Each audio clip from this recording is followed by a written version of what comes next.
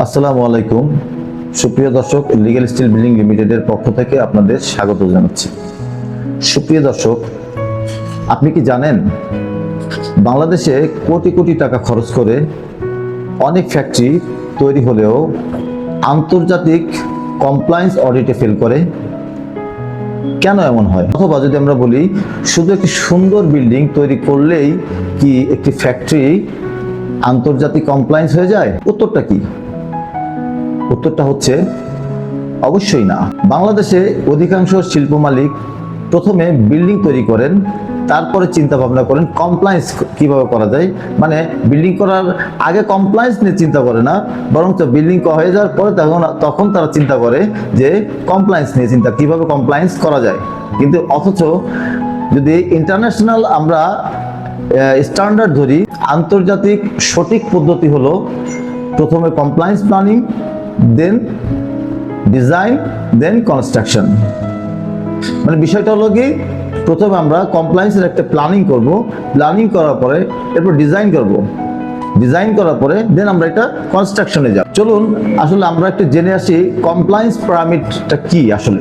মানে step by step compliance পিরামিডটা হচ্ছে step by step total compliance certification পর্যন্ত কি কি স্টেপ থাকে আর কি। সর্বপ্রথমে যে জিনিসটা আসে সেটা হচ্ছে স্ট্রাকচারাল সেফটি, তারপরে ফায়ার অ্যান্ড লাইফ সেফটি, তারপরে occupational safety, then social compliance, at last certification.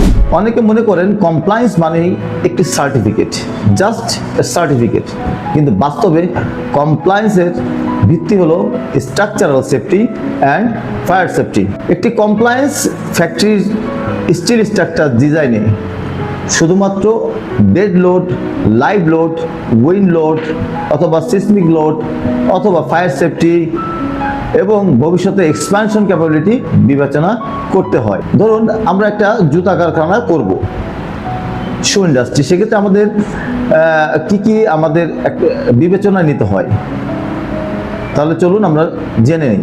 প্রথমে একটা শু ইন্ডাস্ট্রিতে আমাকে কি করতে হয়? Chemical storage, ventilation system, solvent safety, occupational health কমপ্লায়েন্সের জন্য অত্যন্ত গুরুত্বপূর্ণ। এছাড়াও এসজিএস, ইন্টারটেক অথবা বায়ার অডিট টিম সাধারণত প্রথমে বিল্ডিংয়ের স্ট্রাকচারাল সেফটি, ফায়ার সেফটি এবং ওয়ার সেফটি যাচাই করে তারপরে সার্টিফিকেশন প্রসেসে যায়। বাংলাদেশে সাধারণত কেউ এটা বলে না।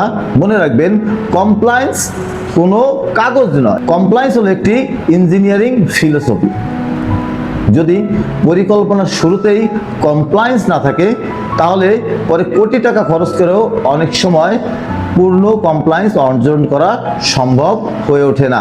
আমাদের সবচেয়ে গুরুত্বপূর্ণ পরামর্শ যদি কেউ আমাদেরকে জিজ্ঞাসা করে, আমরা তাদেরকে এইভাবেই বলি, আপনার ফ্যাক্টরি যদি আগামীকাল এসজিএস অথবা ইন্টারটেক অডিটের মুখোমুখি হয়, আপনি কি নিশ্চিত যে আপনার বিল্ডিং প্রস্তুত আছে সেটা ফেস করার জন্য? আমরা শুধু স্টিল বিল্ডিং করি না, আমরা ভবিষ্যতের international compliance ready factory engineering করি। দ্যাট মিনস স্টিল স্ট্রাকচার সবাই করে, বাট আমরা শুধু স্ট্রাকচারটা করি না, আমরা ভবিষ্যতের international compliance ready factory engineering করি। এ টু জেড আপনাকে সাপোর্ট করি।